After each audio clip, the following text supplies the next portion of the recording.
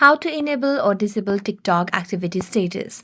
Hello everyone, welcome to this channel. I'm Emily and I'm here to help you out today. So without any delay, let's get started. So first of all, launch the TikTok application on your device. Make sure you're logged into your TikTok account.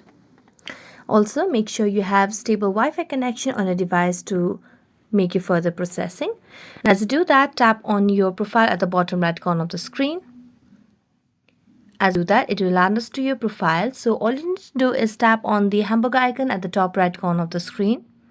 And as you do that, tap on settings and privacy. Here, as you tap on settings and privacy, tap on the privacy option available at the top.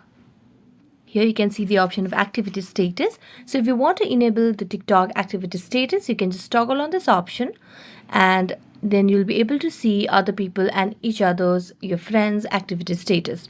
If you want to disable it, you can just toggle this off and then that's how you'll be able to disable TikTok activity status. So that's it. Thank you so much for watching this video. See you next time.